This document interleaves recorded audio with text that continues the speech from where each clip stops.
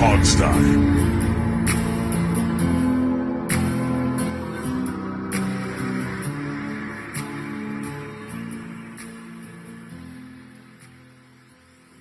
Hey everybody, and welcome to the Hogstye. It is I, Alex, and we have Steve and we have Dave.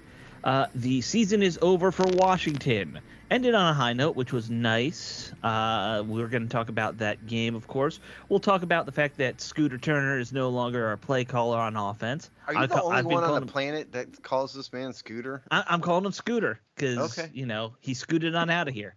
So, it kind of fits, though. I would argue he got thrown out and he didn't scoot out, but okay. Whatever. All right, Scotty Turner. How about Scotty? Can I call him Scotty? You can call him whatever you want. I just wondering where the name came from. That's all. I just started. I don't know where it came from. We're gonna talk about that stuff second, though. Why don't we talk about the NFL playoffs first? Because it's a little more interesting to talk about what's actually gonna happen in the NFL, I think, than talk about a meaningless game against Dallas. Absolutely. All right. So we know the playoff schedule. I'm going to run through it real quick, and I want to get your guys' opinions on not just the games in general, what you're looking forward to in some of these games here. Okay. First game is, of course, going to be Seattle versus San Francisco. That's on Saturday afternoon at 4:30. Then you're going to have Chargers versus Jaguars Saturday night. Dolphins and Bills Sunday at 1. Giants and Vikings 4:30 on Sunday. Ravens, Bengals that Sunday night, and then Monday, Cowboys versus Bucks. Am I crazy? Like, the Monday thing is new to the new playoff system, right? Like, they didn't usually do them. Yeah, they did it last year, too. Right, but it's with this new setup. Yeah, it is a new setup, yeah. Yeah. I don't know how I feel about a playoff game on a Monday. I don't like that Well, change. I mean, I would be upset if I were either the Cowboys or the Buccaneers because I lost the day of practice for the next game. game. Yeah, exactly. I mean, especially if they have to play a Saturday game the next week. I think I would feel bad to avoid that. Well, I would feel bad for the Bucks, anyways. Yes, I that's true. Care less about the Cowboys. We'll get to that game. Let's start at the top. Tell you what. Start with that game. 49ers Seahawks Saturday 4:30. Right.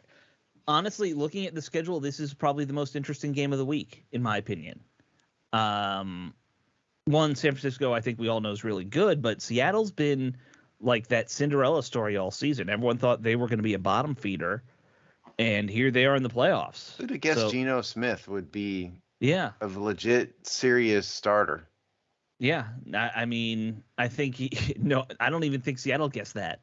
Here's what I think. I think everybody's on the, Brock Purdy is a hero train, but there are many instances in the NFL history wherein a new quarterback comes and does well for a while, and then he doesn't. Why? Well, principally because people have tape on him and they start to figure him out. And NFL defenses are very smart. I mean, you and I couldn't do that, but NFL coordinators who do it for a living can and do. So that would be, clearly, look, if it goes to form, San Francisco ought to win this game hands down. They beat Seahawks twice. The odd, I don't know what the line is yet. I haven't got a chance to look it up yet, but it ought to not be a game. But I would be if I were the Seahawks, I would make Brock Purdy do everything I can to make Brock Purdy miserable. I mean, I would blitz him relentlessly, and just take my chances, in the defensive backfield. I think that would be the way to win this game if I were Seattle. My focus would be to just try and shut down their running game and make Brock Purdy be the thing that beats you, of course. It's a different philosophy. I in the playoffs, I hear you, and that's probably what they'll do. That's probably the majority answer for sure. Yeah. For me, I would focus on the rookie quarterback. That's what I would do. Harassing him. Yep. Make him absolutely miserable. That's what I would do. But either way, my thought on that game is a fairly healthy a quality game to watch, but a fairly healthy 49ers victory. Dave, what about you? What do you? Is there anything in this game that you're kind of looking out for? It's just as Seattle can get that run game going against this defense that's just almost impossible to run against because Geno Smith is not going to have any time in that pocket. Right. I was trying to look up what the sack numbers were against Seattle this year with them, but that's taking too long. But I know Seattle's offensive line isn't all that great. No.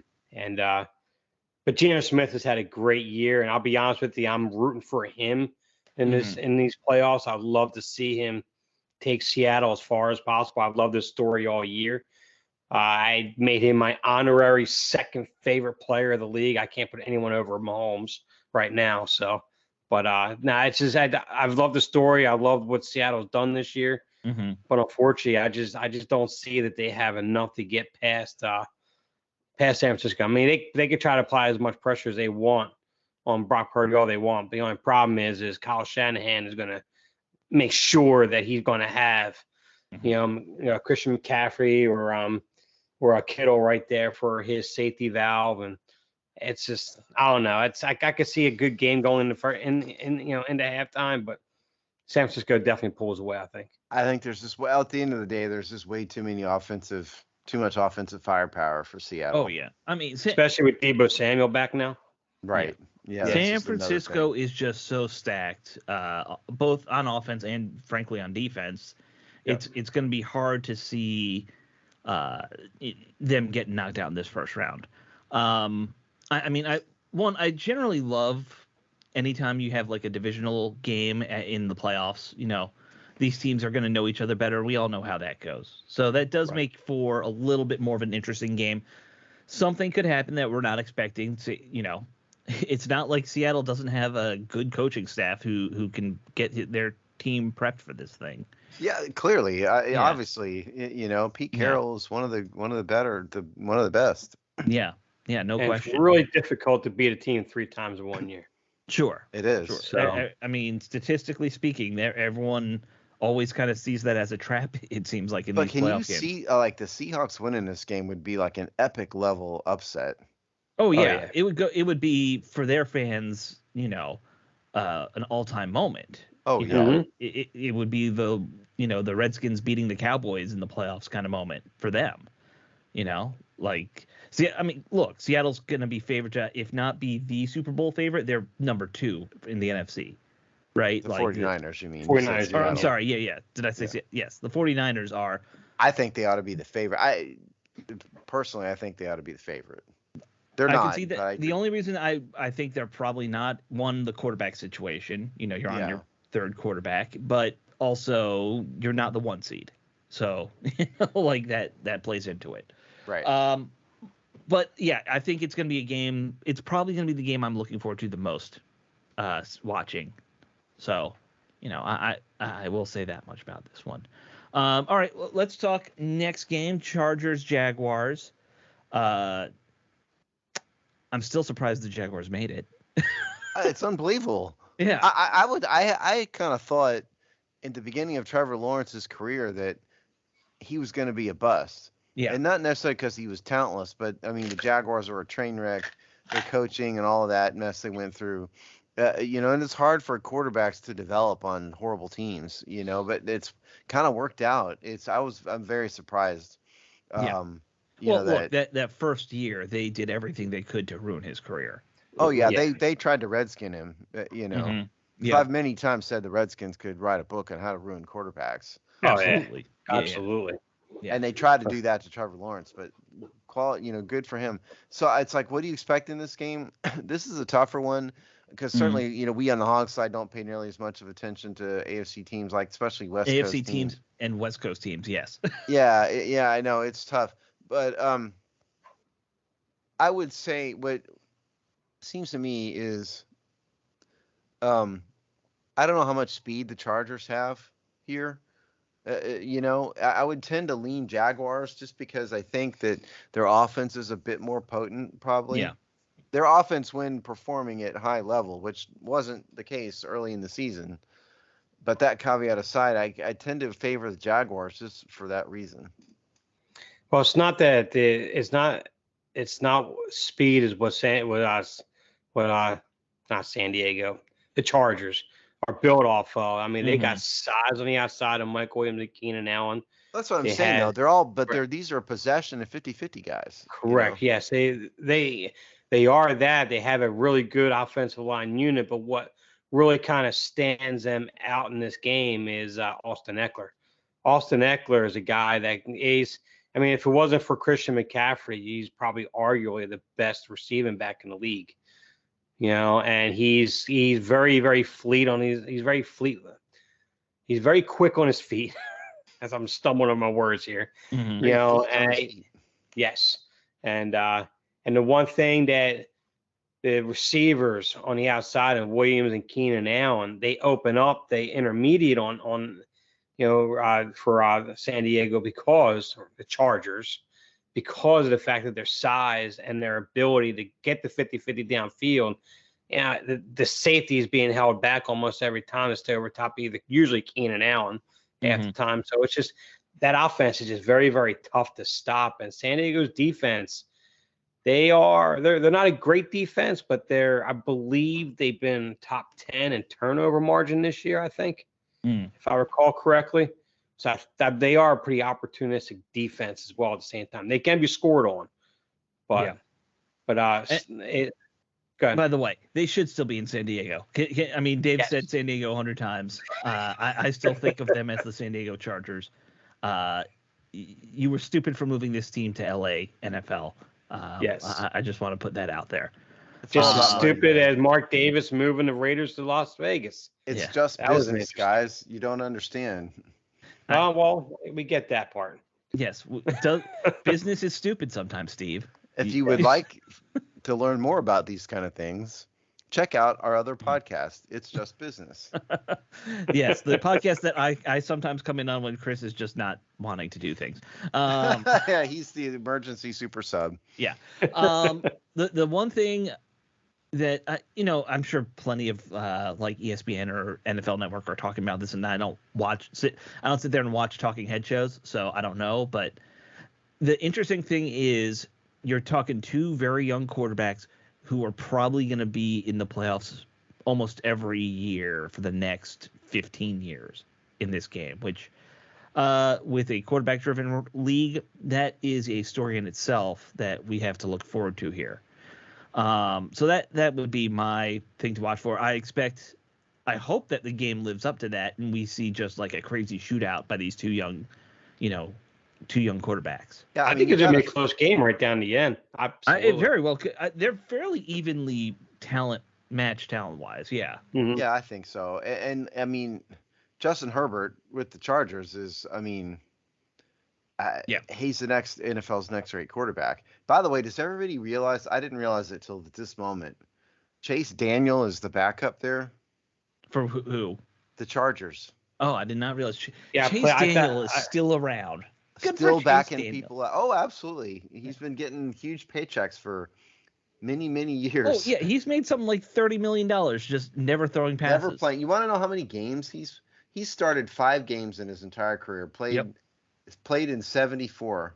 Has made a total of 273 pass attempts. You know what? That's actually way more than I would have guessed. That's like almost half a season. Over 12 years. Yeah. Good for you, Chase Daniel, because if we did the math, I'm sure his like pay per pass is up there with like Tom Brady's or some other ridiculous. It's up there with the amount of money the federal government spends. Yeah. It's what we spend on pencils, per pencil, But regardless, for anybody who was wondering. Yes. Good for Chase Daniel for still being around. All right. Moving on to Sunday, I guess. Dolphins, Bills. Another one of these divisional games that I say I love, but this one's different because I expect this to just be a bloodbath. So the news here in this game is that Tua has already been ruled out. Yeah. Right.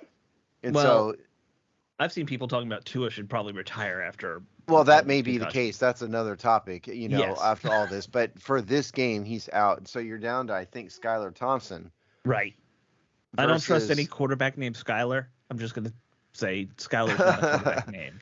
The Bills are kind of a juggernaut too, and they're motivated, and they've got the whole Damar Hamlin, motivation behind them, and all of that. So yeah, I think this game will be ugly in an extreme. This is going to be the one that's the not competitive game of the weekend. This is the one that if you want to go to a movie, we were talking movies beforehand. This is the game you might want to miss and go to a movie. Can I advocate for The Whale as a movie just incidentally? Yes, which again, Steve advocating for an art house movie is just wild. I was in a weird mood, and so I went to see The Whale, which is Brendan Fraser as a morbidly obese person who has severe heart problems and is essentially on his deathbed, and he's trying to reunite with his daughter, essentially. Very outstanding movie. So now continue, Alex. Yes. So you wouldn't recommend Avatar 2? What's that? You wouldn't recommend Avatar 2? It was interesting to see visually, the story was incredibly stupid. Yeah. I agree, but my daughter loved it, so that's all that matters. And that's what's important ultimately. Yeah, right. I mean, it's definitely made for kids, right? Like it's not. Yeah. It's not Shakespeare. No. I don't know what else we can add about this game. I mean, we just all assume the Bills are going to crush Miami. Yeah. Is there at least going to be like crazy weather? Like Buffalo games can be fun if it's like it's 48 inches of snow on the ground. It could be. Yeah. You never know. Well, here's a question for you. Do you think Josh Allen gets pulled from the game at what point in the early or mid fourth quarter? Mid fourth quarter. I don't think they're going to take any chances in a playoff game. I mean, it would depend on the score, right? If they're up by like 42 points by the half somehow. Oh, trust me. I think it's going to be so bad by the time he gets in the fourth quarter. He might be out early fourth quarter. Yeah. Okay, we'll definitely see. By then, I think. Yeah. So. Yeah, I think we're all safely betting there that we're going to see multiple backup quarterbacks at this point. All right, Giants Vikings Sunday afternoon. This one's. I mean, I lean towards the Vikings, but we all have seen my upset one. Oh, you blew my surprise too. Dave and I are in agreement. This is my upset as well. Oh, really? Yeah. Okay. All right. I just think the Giants. I think Kirky Poo is probably better than Washington fans want to admit. Just because I get it, you guys out there don't really want to hear it, but I think he's gotten better. But the Vikings have been inconsistent, wildly inconsistent at times this year. I believe was it Dallas that beat him like 48 to negative 100 one game. The Giants, on the other hand, have gotten a lot better. They believe in their coach. Yeah. He's got them motivated. Daniel Jones is dramatically better than he was as a rookie. If Daniel Jones had been in Washington, they would have got rid of him by week 8 of his rookie year. The Giants, who are smart, did the smart thing and kept at it no matter what he did. And what happened? They produced themselves a quality quarterback. And they're also scheming to what he does well. Well, another topic which we'll probably get to here on this show. But anyway, so I actually think the Giants are probably hard-fought game, close game. Giants come out of this on top. Okay. Yeah, I just think the Giants are just so well disciplined and so well coached in all 3 phases of the game, and and what the Vikings lack defensively, the Giants have in terms of, they got 2 really solid corners on the outside. They can stop the run and they can apply pressure on Kirk Cousins. And, Kirk Cousins, you apply too much pressure on him, he will make that errant throw and he will make that mistake. I mean, that's just who he is. He's a good quarterback. He's an average quarterback. I've never thought of him being a top 10 quarterback by no stretch of the imagination. But, I mean, he's a competent, good quarterback. But Daniel Jones, I think, is the X factor in this game. As long as he doesn't make that crucial turnover, which he hasn't been susceptible to this year. He's been very good with the ball this year. His mobility alone in that running game is just going to keep eating away at the clock. And I think they're going to grind out a really low-scoring, hard-fought victory. I gotta just say, Dave, you said errant mistake, but your audio dropped for me a little, and I heard errant steak with Kirk Cousins, and I was like, well, I can't let that go. Come to Aaron's Steakhouse. I'm Kirk Cousins. Because Kirk Cousins does not know how to cook one, and we all saw that. Still, yes, we did.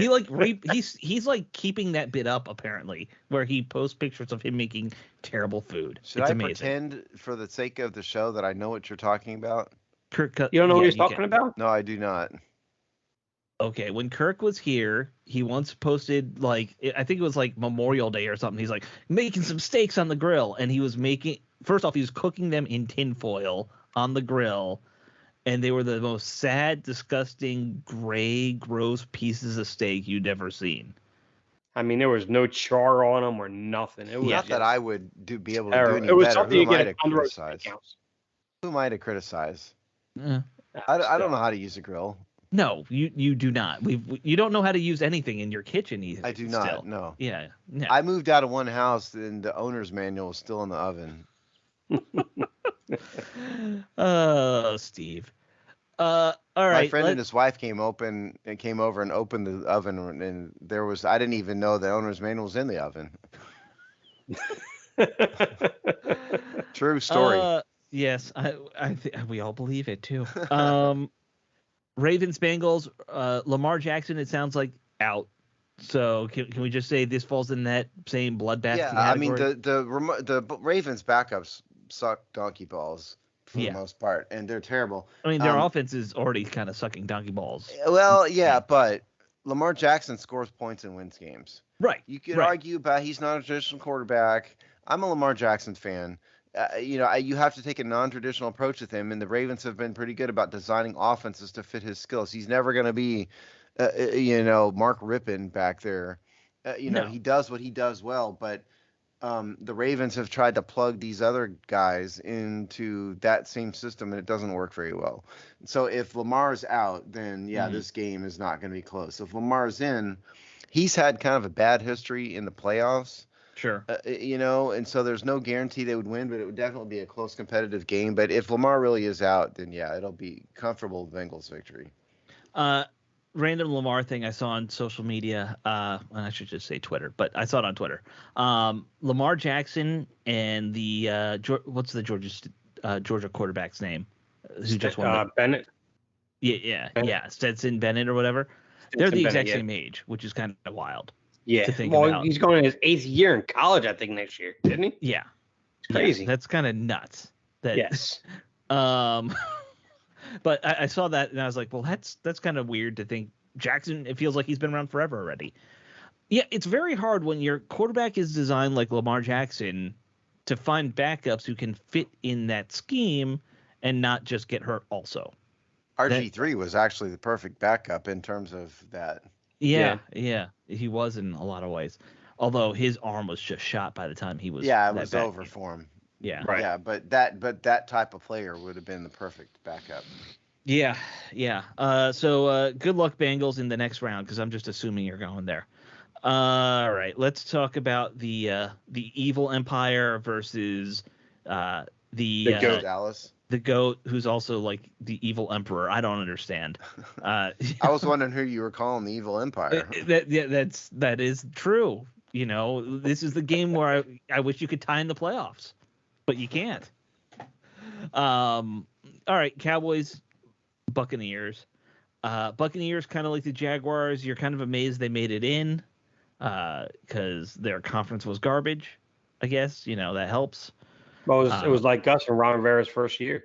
It is. Well, look, I mean, Tom Brady's washed up, okay? And all this family stuff, which I don't, the TMZ stuff, I don't really care about. Mm-hmm. So I don't know what affected him or not, or if he's just old at this point, but he did not look like himself. And when the thing about Tom Brady is when things go badly for him, they go really badly. Mm-hmm. And he tends to get mad and he tends to blame the people around him. Yes. Blame his line. That's when you start seeing him yelling at his offensive line on the sidelines and stuff. He's kind of, to me, Tom Brady's a bit of a front runner. When it's going well, great. And to his credit, he's come back in amazing deep in the playoffs, come back in AFC Championship games and stuff. So don't misunderstand what I'm saying. But I just think it's over for Brady. And I think that Dallas, we're going to talk about this game later, but I think Dallas clearly just totally overlooked Washington. Dak Prescott had an atrocious game. I don't think they're going to play like that. What I'm getting at is I don't think they're going to play like that twice in a row. And so I do think Dallas is a much better team than the Bucs, all things considered. And the Bucs don't have a running game at all. They can terrorize Tom Brady with that offensive line. You got Micah Parsons and DeMarcus Lawrence.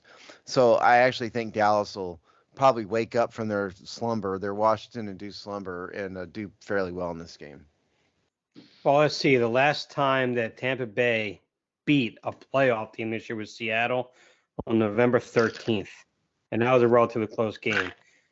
Since then, you've had 49ers beat them 35-7, the Bengals 34-23.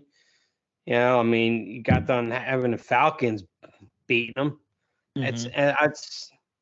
I'm sorry. It's unfortunately, I hate to say it, but I think the Cowboys go in there and they beat them by double digits in this game. There's just no way. I mean, especially after the game they just got done having, there is no way that this team is going to put up another egg like that 2 weeks in a row. I don't see that happening. Even though I'm not a Mike McCarthy guy, I don't think he's a very good head coach. You know, I really think a lot of that team was held together by Dan Quinn on the defensive side of the ball. You know, because Kellen Moore has been somewhat of an average play caller. Both Quinn and Moore, by the way, are already getting a lot of talk for head coaching jobs, it sounds like. Yeah, right. So, allow me to present my alternative rooting interests here. Sure. I think it would be hilarious if the Cowboys won a couple playoff games, because it would be so much fun to see the media fawning all over all this stuff. And it would be hilarious once they do lose, which they will, to see what Stephen A. Smith does. Right. You know, with the Cowboys, major Cowboys loss in the playoffs. But it will be all the sweeter if they win a couple games first. So I'm kind of rooting for that. Now that I don't, my rooting interest isn't, what it was. I think it would just be for the entertainment value of having Dallas win a couple games is off the charts, because then you're going to have Michael Irvin mouthing off. You know, he's going to snort some coke. Skip Bayless will melt down. Yeah, I mean, Michael Irvin's going to snort some coke off the table and, all live on the air. Right. So I'm kind of rooting for that. Yeah. By the way, you were saying how Brady's kind of clearly looking washed up. The amazing thing is he does look washed up. He still threw for almost 4,700 yards. Well, they don't have a running game. I know. If they're going to move the ball, it has to be through him. Right. They have one of the worst running games in the league. I was trying to explain this to somebody earlier today. I think when people are really great at a skill, the longer it goes on, the more nutty these people get and the more narcissistic they get. Oh, sure. And it's happened to athletes, artists. Like I use Michael Jackson as an example. I mean, forget all the child molestation stuff. Just as an artist, right? By the end, his music got so strange, because he believed. Prince is a better example. Prince believed every noodle that he ever put on tape was great, and by the end, all of it was just insane. Right. Eddie Van Halen was the same way when he was doing all kinds of crazy stuff at the end. Tom Brady seems to me to fall into that trap a little bit here, because Tom Brady would be if you're a 46-year-old quarterback, when the first thing you want would be a running game, right? You would think. Right. You would think. But no, with him, no, it's got to be the Tom Brady offense. And well, guess what? He's 46 freaking years old, man. Right. They can't play like that anymore. So I think Tom Brady is falling into this trap, and he's just done. I think he's washed up. He needs to retire. He's done. So you're telling me he's going to be Washington's next quarterback? Then is what you're telling me? I'm not saying he will retire. I'm saying he ought to retire. We'll get to that a little bit, but I'm sure we'll talk about it many times in the next few weeks. The number of different speculations of who will be the next quarterback, it's already gotten comical here in Washington. Yeah, I mean, look, I think he's going to retire too. I think he wanted to last year, and the weird nonsense with his family. Whatever happened with his family stuff. Yeah, I don't know whether it was a cause or a symptom, but either way, it was certainly or both. It's one of those symbiotic situations, not in a good way. I don't see the Cowboys getting blown out of here, unfortunately. No. We're going to have to wait till next week for that. Just, again, think of the Stephen A. Smith videos when they do lose. How wild will it be if somehow the Cowboys, Giants, and Eagles are all in the next round, too? There's going to be a little melting down going on here in D.C. In Washington, there will. Oh, that's how I think that's a guarantee. I think they're all three be in the next round. Yeah, that's what I'm saying. That I'm assuming sports media will just melt down on principle because DC sports media will melt down on principle. No, the other sports media will too, but it'll be I can't think of a nice way to put this that it would be family friendly. I'm just going to move on. Well, since when have you been family friendly on this show? I'm trying, Steve. I'm trying. All right. Well, we did just one talk... more thing before you move on. I'm working on our wild card preview. Been working on it. I noticed that something called Fubo TV has the streaming rights for all of these games. Right. Throughout the entire playoffs. I've never heard of Fubo TV. So I've somebody out there tell me what it is. It's basically, it's almost like a version of Sling TV. Yeah, but it's sports based. Okay. Yeah. So if anybody's wondering how to watch these games, if you're not in front of a TV, Fubo is the way to go. Yeah. All right. Why don't we talked a little bit about Dallas and how they, kind of got their butts handed to them by Washington in that final game. So why don't we talk about that final game? Because look, if you're a Washington fan, if you were one of these people who's like, oh, lose so you have better draft position, I don't care. You still got to beat Dallas. That's a great way to end your season. It takes a little bit of a bitter taste out of your mouth for the year. And Washington finishing 500 somehow in a 17-game season. Good for you guys. That takes talent, people. Yes. There's a very good chance they will be the only team in history to ever do it because they're going to go to an 18-game season sooner rather than later. So, finally, you people will have your place in history. Yes, that'll be be Ron Rivera's true legacy. The most average coach who's ever coached will be the middle. They'll be the very center of the average bubble. For like this era of the NFL, this game. Yeah, because we have other better things to talk about than this game. It wasn't just objectively here. This is not a case of just Dallas sucked. Dallas did suck, but they legitimately just got beat. This is not, Washington just took it to them. I did think this is probably the worst game I've ever seen Dak Prescott play, but a part of that, I was very impressed with Washington's secretary. Bruce Allen. She might be impressive too. I don't know, but I've never seen her. Washington's secondary did an amazing job. I think this was their best game, in that they contested every throw. Mm-hmm. They didn't blow any coverages. They were all over these receivers. Yeah. And Dak didn't help because he was terrible. So I thought that was the most impressive part of this game to me. But I do think Washington fans are legitimately are allowed to brag a little bit about this game because by all indications where they were going to lay down and die, and they came out and played hard. And it was not just Sam Howell who looked better. His stats weren't good, but he looked pretty good in the game. He looked like he belonged. Looked like an NFL quarterback. But it was really like the defense just did an absolute number on this Dallas offense. I think they got a little lucky. I mean, look, you get 2 turnovers on special teams. That doesn't happen. Right. I didn't even want to try and go back and find the last time that's happened in an NFL game. It's very rare. we can just say that much. And by the way, I think Washington had 4 on the season with special teams. That also is a pretty rarefied thing to have happen in a season. But regardless, those 2 turnovers obviously set the tone right away for this game. I think that after that second one, even though Washington didn't score there, it probably forced some of these Dallas guys to say, business decision, we're not going to go as hard.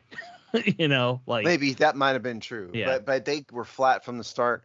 Yeah. I mean, obviously something was going on. Everyone was dropping balls everywhere early on. I do think they did not take Washington seriously. Oh, probably in not. This game.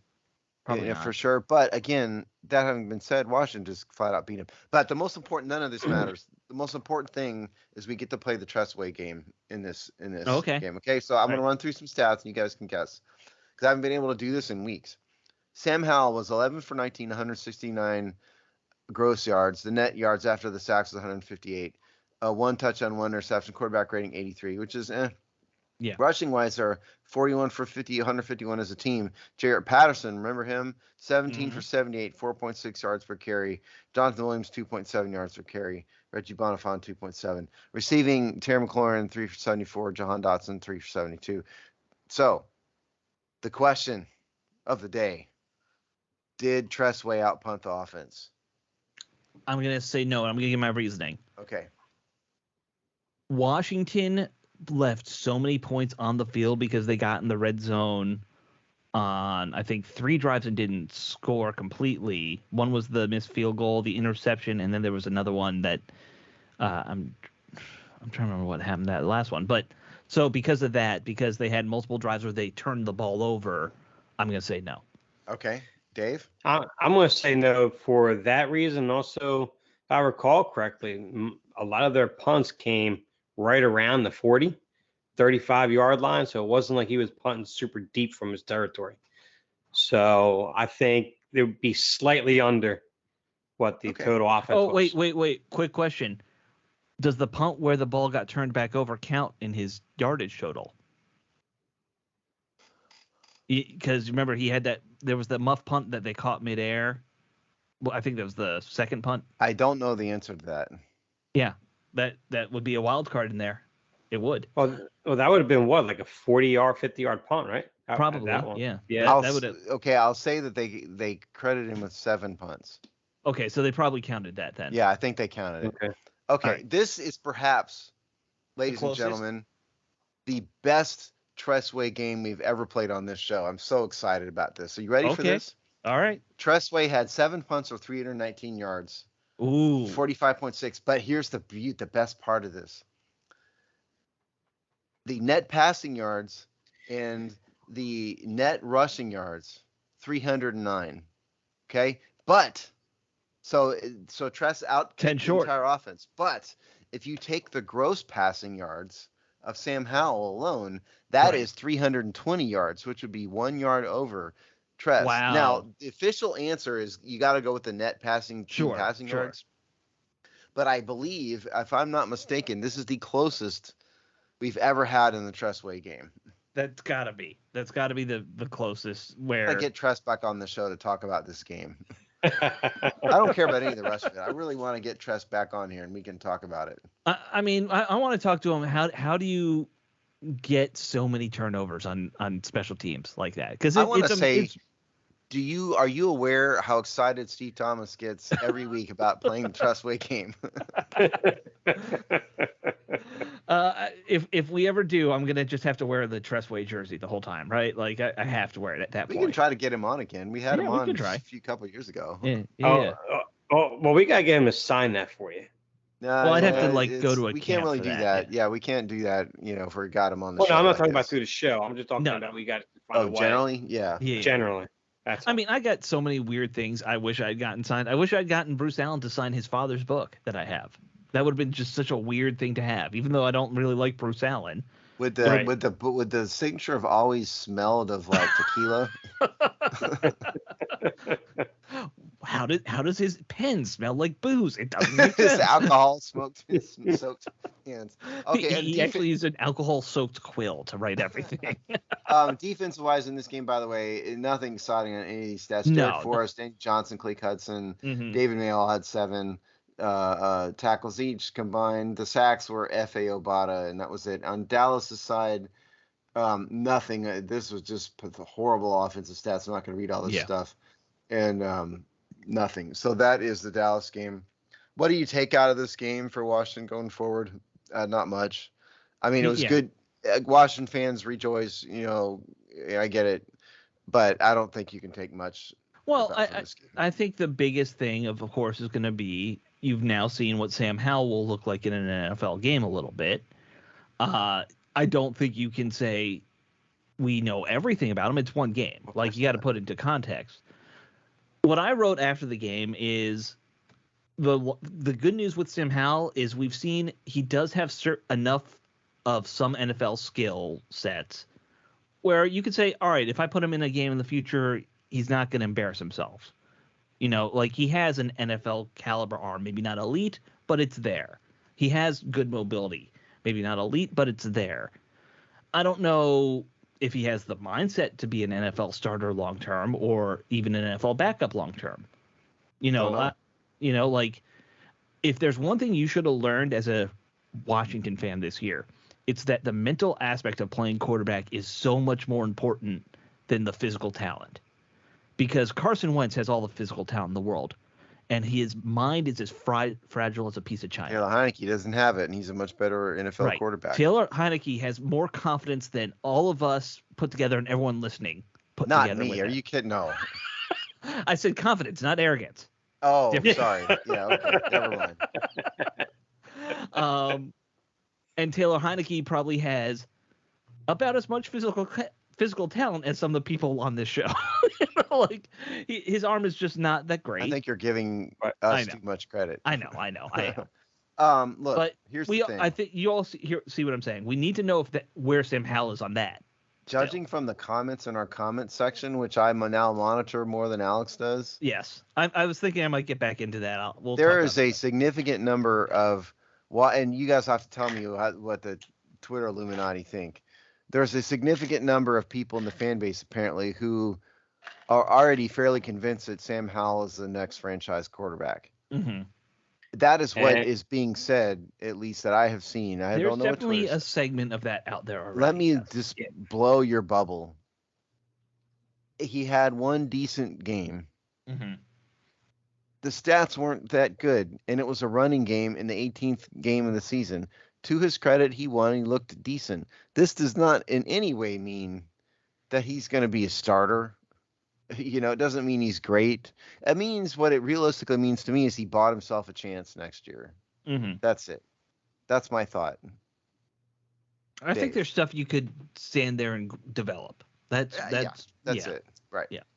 I think the one thing that plays in the Sam Howell's favor is that he's never been a guy of arrogance. He's never been a guy that's been uncoachable. And he's always been a guy that a locker room has always rallied around. Kind of reminds you of Heineke in that sense. I think he kind of plays it mentally at a similar level from as a Heineke, because Heineke really wasn't the best pre-snap read quarterback out there. He didn't exactly follow through progressions like your typical starter would and so forth. I think he has that similar mindset. I think what some people find kind of intriguing with Sam Howell is it's almost like he's got the Heineke mindset, moxie, command of the locker room, real charismatic, but with Carson Wentz's arm strength. Now, so one thing that we've always talked about was if Heineke had Carson Wentz's arm strength, he'd probably be just above or like maybe right around top 12 in the league and a franchise potential quarterback. Now am I saying does that translate into Sam Howell? I have no idea. I think he's definitely earned an opportunity to show what he could do in a competition this year. But if they go into this year, him as a number one, I think that's a big, big mistake. They have to bring either Heineke back and they can challenge for it, bring another veteran in. Carson Wentz cannot come back. And this is coming from a guy who's a Carson Wentz guy. He cannot come back on this roster next year. I'm sorry. Yeah, I agree with you there for sure. Yeah. I mean, and yeah, Dave, you wrote columns about it, but I mean, it's just proven it's just not working, No, not for at whatever all. reason. Now, I do think they would probably have the weakest quarterback room in the league if you just walk in with Sam Howell, Taylor Heineke, and like Jake Fromm and like some other dude. That's just atrocious. And like no coach, even Ron Rivera wouldn't do that. And so they'll either draft somebody, they'll find a veteran, pick David Carr or somebody like that, whoever. That would be my guess. I just think it would be a colossal mistake for the coaches to go into the next season with those two guys as the only real quarterbacks, plus Jake Fromm, who's a practice squad. No. Yeah. Well, as far as the draft side you mentioned with that, I'll be honest with you, going into this draft, unless you think you can get yourself the top guy in this draft, I'm doing something like a Joey Porter out of Penn State.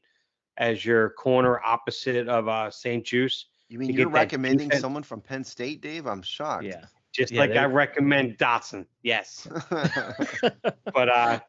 But they have to get the offensive line right. I mean, Yeah. bringing a veteran guy, even if it's like a Garoppolo or somebody who's a completely different skill set from how I get that. Run maybe more of an RPO type of offense. See what you have this year. Get that roster set for your franchise guy the following year and give Hal that chance to become that franchise guy, but have that veteran guy there in case that doesn't work out. Look, I can promise you that Washington's not counting on Sam Howell to be a starter. No. They do not draft 5th-round picks to plan for them to be starters. They may give him a shot to show what and I think he earned that probably at least with the Dallas game. But they are not going into the next season going, we got a plan for Sam Howell. That is just not how absolutely the NFL not. works. Absolutely I'm not saying not. you're saying that, but No, there are I know, fans I know. who believe this, and that's just totally wrong. And, You know? and by the way, they could think There- highly of Sam Howell, and that they're still gonna plan to not have him be that guy. Yeah, absolutely. I Absolutely. mean, there's actually a handful that actually think that trading for Lamar Jackson would be a big mistake because we have Sam Howell. I never even replied to those. I'm like, you got to be out of your mind. Did they literally say trade for a guy who's about to be a free agent? Yeah.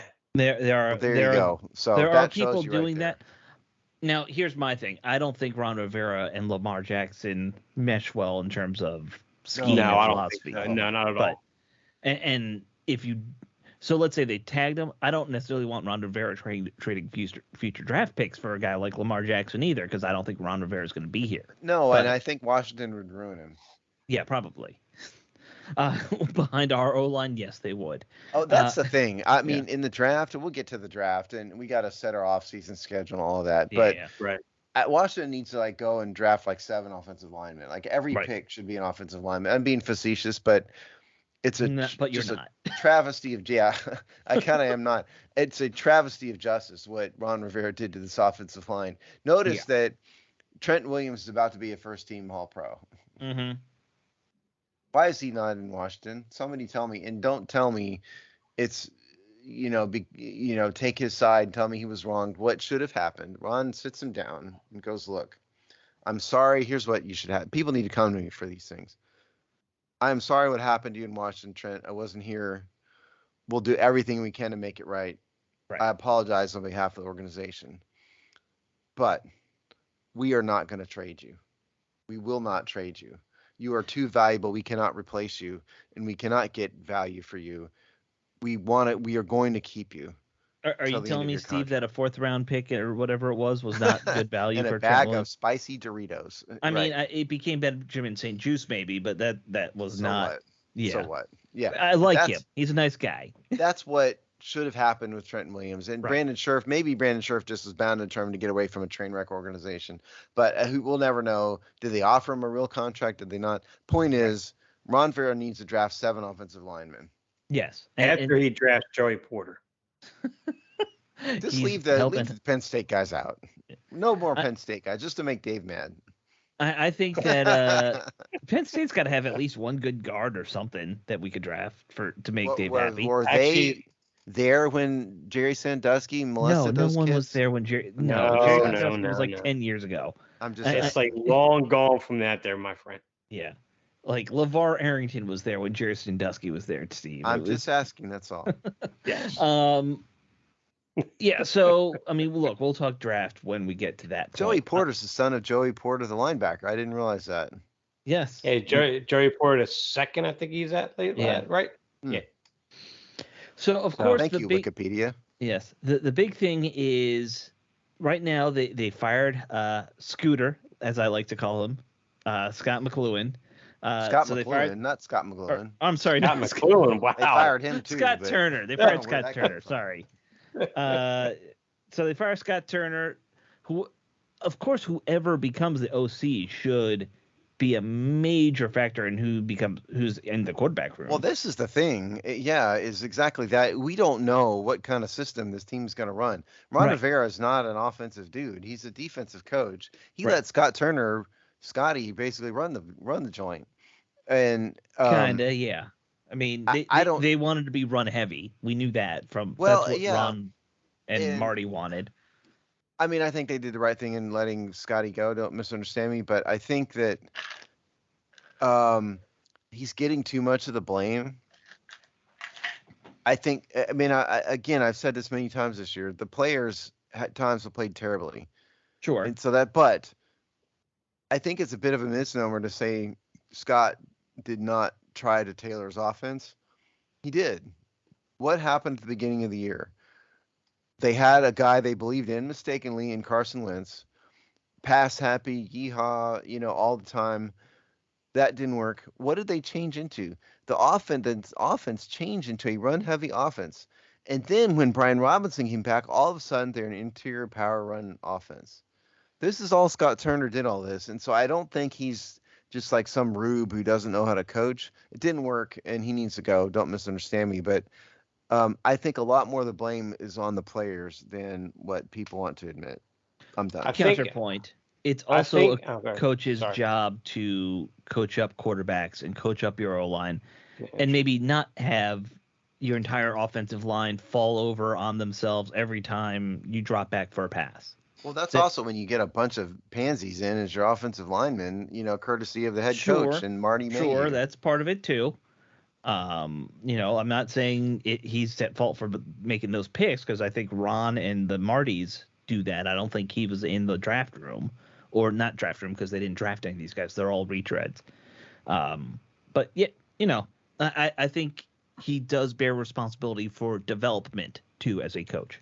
Oh, sure, and the absolutely. lack thereof. Yeah, I'm not saying he's blameless. I would have fired him, But go ahead, Dave. I think some of the complaints too as well was like, and I think that interception by Howe in that Dallas game was a perfect example. They were inside the 10, and every single receiver basically did an 8-yard hook. There was nobody crossing. There wasn't anybody trying to pull a defender away, And then whenever Scott Turner runs schemes, where he's crossing receivers up, he'll cross a receiver up, but then he's dragging a tight end right behind him, and just pulling that linebacker over, and the safety's coming up, and it's like now you have 3 receivers in one area. Now, I mean, maybe that might be maybe the receivers aren't hitting their assignments right, but you can't tell me that McLaurin and Dotson and Samuel are going to consistently make those mistakes. They're not that kind of. I mean, we're not talking about like receivers who would be like sure number 4 on normal teams. I mean, these guys are smart players. They're running the schemes that are given to them. I'm sure it's a mix of both players coach, but that's the inconsistencies, because then you see some play designs to where he's drawing, he's pulling the safety over, and the linebacker is frozen in the middle of the field, not sure what the slot receiver's doing off of what the tight end's doing, and next thing you know, you have Samuels or Dotson or someone coming from the right side of the field, coming straight across, is wide open in the zone right there, and you're like, well, where is that the rest of the game? It's it. There's the inconsistencies, what I think is really kind of got him fired, basically, I think. Oh, I think you're fair. That's fair. I think you're right. I mean, look, their red zone production numbers, I don't have them in front of me, but I know they were terrible, and they've been terrible his entire time here. Like in terms of percentage of touchdowns scored in the red zone, I think they were one of the worst teams in the league. I think they were like number 30, I think. Yeah, they were ranked 30 in the league. Yeah, they've always been, and look, part of that is also you don't have big targets and you don't have a big quarterback, so that makes it harder. They have a big target, they refuse to play him. That's true. Yeah, I know, right? Well, okay, that's fair. They have a couple big targets that they don't like to use. Washington was ranked 25th in red zone efficiency. 25th. Okay. Yeah. So that's about where I would guess. Maybe a little higher even than I would have thought. And that's touchdown only, incidentally. Okay. That's how that status doesn't count field goals. No. Yeah. All right. So 25th. Do you have the percentage or is just the number? I just clicked off. I think it was 51%, I think. Okay. Yeah. All right. That's actually much better than I even would have guessed. Um, yeah, look, here's my thing. I think in the end, he had a system that didn't really work with the personnel. He tried to adjust, but it took him a long time to make that adjustment.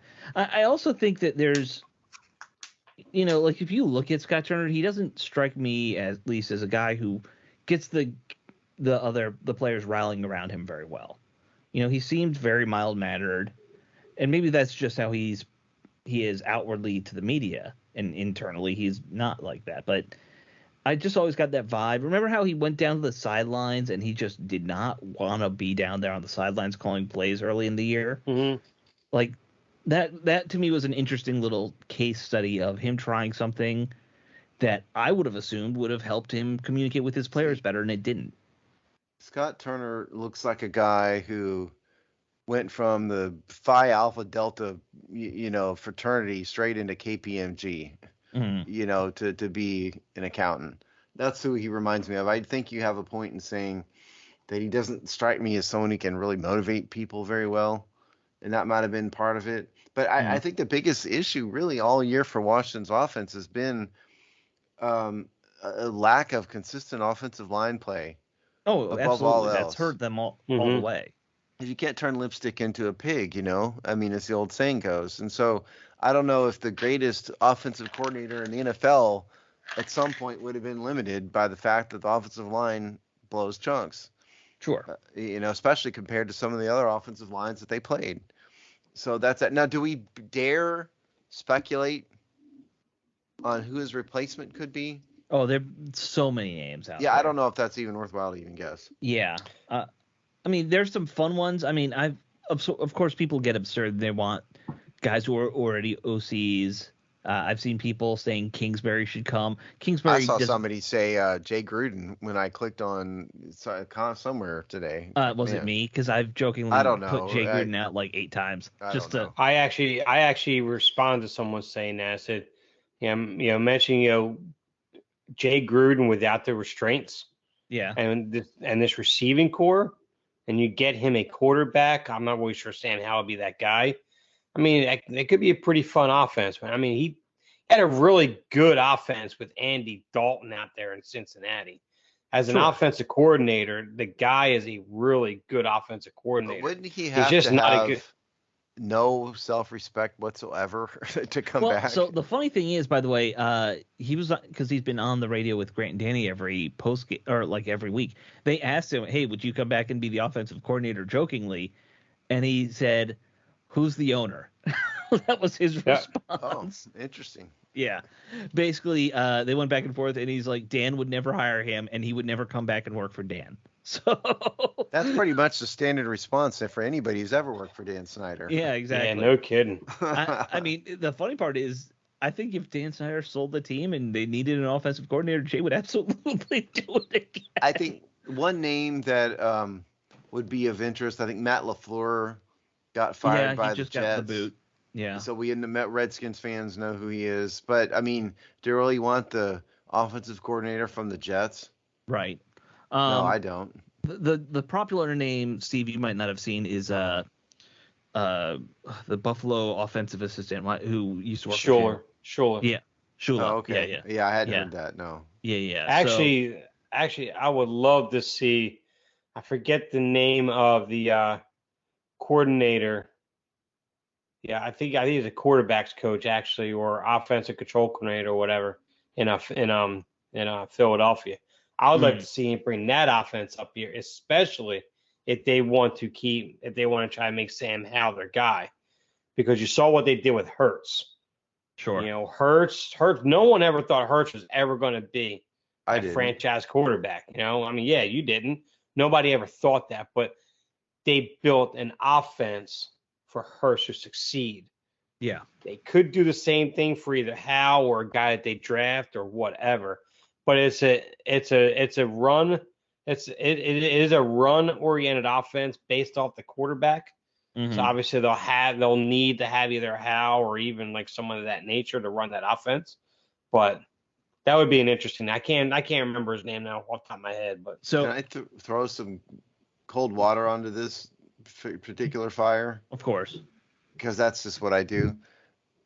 A factor to consider here is that Ron Rivera is about to enter year 4 of his contract. Right, he's a lame duck. Yeah, lame duck. Yes. Sure.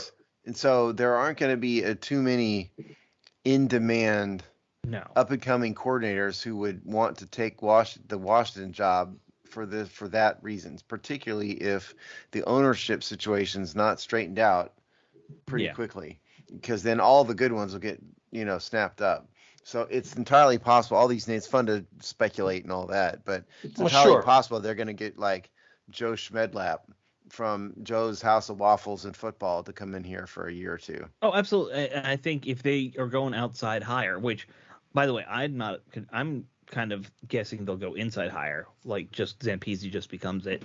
But if they go outside, it's not a prime destination. The funniest one, Steve, just so you know, and there's a lot of speculation with Hackett getting fired in Denver that, one, since he was a head coach, he probably can't get another head coaching gig because of the contract stuff. So getting him here, somehow that brings Aaron Rodgers here. That's the craziest. Who wants Aaron Rodgers? A lot of desperate people want Aaron Rodgers. That's crazy. I mean, Aaron Rodgers is about almost 40 himself. I mean, that's just nuts. And you're going to trade Rodgers 3 first-round picks for him? Aaron Rodgers I watched that game last week, the Lions and Packers game. Aaron Rodgers looked done. He looks very tired every time I see him. Did you see him walk off the field after the game? I didn't see that. It really looked like he was soaking in the sights at the end of the game. And there was one player who asked him for the jersey, wouldn't give him, wouldn't trade for his jersey. He said he wanted to keep it. He walked off with Randall Cobb almost like arm in arm, like buddies would. It really looked like I think Aaron Rodgers will retire. And I think also, ayahuasca aside, he's a pretty smart guy, and he knows you kind of can't come home again. You're not going to move to a brand new team, new situation at age 40 and like set the world on fire. You're going to hurt your legacy is what you're going to do. He's not Tom Brady.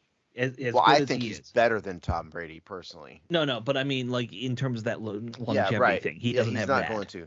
And so unless he needs the money or something, he's a weird guy. So who knows what he's motivated by. But if it were me, I think all you're going to do is hurt your legacy by moving. I would just hang it up. That would be what I would do. I mean, he's had a great run, so why wouldn't he? But yeah, like that's one of those names that if you're looking best case scenario, I think a Frank Reich or Nate Hackett, who's a head coach, and because of some contract thing, they can't get another head coaching gig for a year. That would actually be probably your best bet. Somebody like that, that would be reasonable. Because they're good OCs. They're not great coaches necessarily. Right. Or Jay Gruden. Or Jay Gruden. Well, Jay Gruden will work anywhere, I think. Jay work Gruden, for food. Yes. Well, I don't think it's for food. I think he will work for $1 million. It would be well more than $1 million.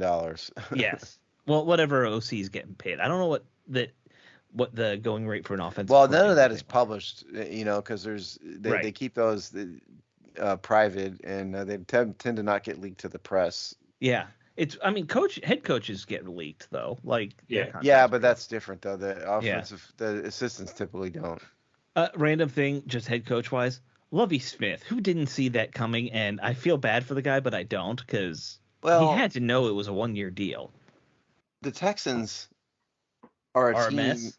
That is a mess. That's exactly what I was going to say. They are a team that is a mess who tends to blame the coach every year instead of giving the coach a year or two to set up a program. Right. They just keep firing him over and over and over and over again. It's crazy. Maybe let a coach, I don't know, develop a roster that fits what they want to do. I know. I mean, and Levy will go back to the street corner from whence he came, right? Because he looks like he's homeless. Yeah. With the beard and everything. By the way, he's going to go back to playing a mall Santa. That's there you go. Role. Real quick, one other Washington bit of news here. They did sign a bunch of reserve future contracts. Yeah. Troy Apke, William Bradley King, Alex Erickson, DeMarcus Fields, Jake Fromm, Nolan Laufenberg, who was the guard, Kyrie McGowan, Aaron Monteiro, who was the tackle, Keaton Southern. Just so everybody knows what a reserve future contract is. Practice squads expire when the season's over. Right. And so those contracts terminate. And so the reserve future contract is a contract wherein the league year hasn't started yet. Okay, so you can't sign somebody to a new contract, but a reserve future contract reserves the rights, allows the players to stay at the facility and keep working, and then the contract turns into a real contract magically when the league year starts. So it's basically them keeping their practice squad or some Got other it. practice squad. Got it. Yeah, and you can only sign so many, right? Like they can't No, sign. they could do more. No. They Oh, could they do could. more. I mean, remember I thought you were limited the same as the practice squad. Well, no, it's not. They're basically going to be limited to the 90-man off-season roster. That's the ultimate Gotcha. limit. All right. Gotcha. They could sign 30 of these guys if they want to. I mean, you wouldn't want to, but So I mean, obviously, we're gonna have to talk off-season scheduling for us. Unfortunately, it's gonna be another year of who's the quarterback. This year, who's the coordinator first, and then who's the quarterback. I think is the games we're playing. not in Washington. You're going to have like who's the offensive coordinator, then hire a coach, and then find a guard, and Who's it's the always owner? totally messed I mean, up. who's the owner is gonna be the big one all off-season. Wouldn't it be Right. funny if Dan really did just sell a minority share? Oh, I That'd think be hilarious. people might go riot at the It would be stadium. worth it just to see what happens. Yeah. I think people Dave would is go like frowning. He's got this weird look on his face. Oh, that's because I put a deposit down for season tickets and Oh, Did you really? no. yes, I did. Oh, you're I going said- all in, brother. I said that the year that I said this early in the year, if Dan Snyder sells the team, I jumped the gun a bit, I admit, but I'm pretty confident that he's going to sell it. Mm. I mean, all the signs are pointing to. I said if he sells the team, that's the first year I become a season ticket holder. I'll say this from my perspective: if they get a new owner in who's reasonable, they change the name, and even if they're not going to get Redskins back as much as No. I want it back, but if they change the name To something No. decent. to something, but to hook it to the past, if they Mhm. change it to some other the Washington Elephants or some He need to go totally- to Warriors, something like Yeah, Warriors. something that links us to the Redskins, I could maybe see myself coming back. But if they just change it to like some total random name or keep the Commanders, I'll be done forever. If it's Washington Senators. or whatever, I don't care about that. Yeah, It's not but my- if they change the name, you would think it wouldn't happen anytime like within the next year or two, anyways. I You didn't wouldn't think would they'd change the name to a Navy mid-grade officer either, but Right. they did. Well, no, are we Navy now, or is it an Army thing? Because the stupid mascot's a major. That mascot is the dumbest mascot I've ever seen in the history of professional sports. Oh, the mascot's Eh, fine. The name is stupid. for the but kids. mascot's fine. Yeah. mascots for the kids. And That's clearly whatever. nobody consulted me in asking about this because yes, the answer is they have an Army, whatever the hell that thing is, as your Right. mascot, and then you have Navy people, a Navy rank as your. Right. It's not even It's not even the Washington Admirals. It's the Washington Commanders, which is an 05, which is a mid-level grade. Right. Who incidentally outranks the mascot, just for the record, which is an 04. Oh, does he? Yeah. Okay. So commander over major. So Yes. who is the commander then? That's the question. I've been saying this for Yeah. a year. It's when Yeah. you have a room full of commanders, you don't have a commander. Right. It truly is just a ridiculous name in every It's respect. a silly name. I mean, a lot of names are silly, but it doesn't. This is more silly than most of Than the many. rest. Yes. Yeah. I don't know. There is a baseball team called the Yankees, for crying out loud. That's a good name, though. I respect that. That's a good name. I mean, Well, it was an insult. I've for always used American this soldiers in example. the If you Revolution, imagine but the okay. Packers, if you imagine the Green Bay Packers were never the Packers, and a team changed their name to the Packers, Just that's imagine, a worse name than Commanders. I just mean, the imagine jokes. if Green Bay was a chocolate fudge manufacturing company and they were still called the Packers. Can you picture this? Am I going to get that in would trouble be for saying great. this? It would have been pretty. It'd be brutal. all over South Park. Am I going to get in trouble for saying this? I just think it's funny. No, I don't People, think just so. It's relax, fine. okay? No. Look, all I know every juvenile kid made that joke at some point. Yes. And me. Yes. And it'd be in almost at least one episode a year, South Park. Sure. Guaranteed. Sure. I've never seen a moment of South Park, but I'll take your word for it.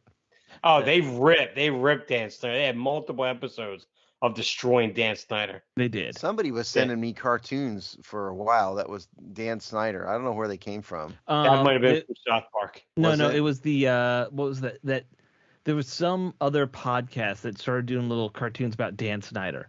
Yeah, it was like this little itty bitty Dan Snyder. He was like fussing and screaming at Bruce Allen and Jay Gruden, and it was hilarious. Yeah, The banger hour, the banger radio hour, or That something was like it. that. It was something like that. Yep. Yes. Something like Yes, that. I know exactly what you're talking about. Yes. Yeah. So- Those were great, man. I they were- appreciate the level of like effort they did to make those. Yep. Yeah. Back when I And the was on special social guest media. Jerry Jones, and they brought him on. It's hilarious. Yeah. Back in my social media days, boys. Yeah. Yep. All right, guys, let's wrap up this show. You all can, well, I guess. Yeah, let me tell you what's going on here. So we're going to keep with, through the Super Bowl, we will keep with the Thursday morning release of the show. Right. And then after the season's over, we will transition to our traditional Saturday, record on Saturday, release on Monday format, because it's much easier for us scheduling-wise to do that. Yeah. And we will set up, meaning me, we will review the season, and then we will do draft stuff. We will do our traditional position group breakdowns, all of that in the off season. And then the day that Dan Snyder sells, we will have the emergency Dan Snyder we will sold, have an huzzah, emergency. huzzah. Yes.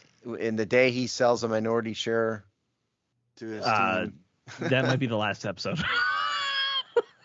If he does minority share, I might just I can't. Whatever. Can you get your deposit back? That's the No, I question. cannot. No, I cannot. And those deposits are not cheap, are they? Now it's only 200 for me. They that's didn't not make bad. you buy a PSL, right? What's that? They didn't make you buy a PSL. No, at the moment, no. I don't think I don't surely think there's- Washington isn't obnoxious enough to think they could charge PSLs. Well, I think they do for the luxury seats, not Yeah, the club buffs, I think maybe Yeah. something like that. Yeah, I don't think they do that for the average, Hey, I was a nosebleeds. season ticket one year. I bought into it too, long time ago now. But Yeah. I've always wanted to have them. I just didn't want to have them with Dan Snyder as the see, owner. my fear, That's why- not my fear, my plan was always, I'll buy these tickets and they're going to be so valuable that I can sell like 6 of them and finance a couple trips a year to see the team in my seats. And of course, the team fell apart, and I could barely sell the tickets at all, much less make any money on them. And it became a money pit and a trap. And I don't think I used them a single time.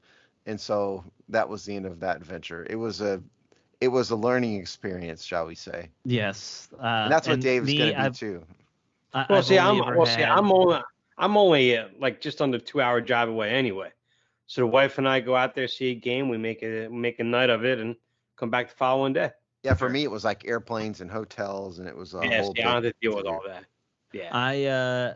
I've only ever owned season tickets to the arena football team. So, That's the most Alex thing ever, though. yeah. Well, I'm like even the XFL, I just buy one-offs, that's me. That's what I'm going to do. All right, guys, we will talk to you all next week. All right. Later. Take it easy.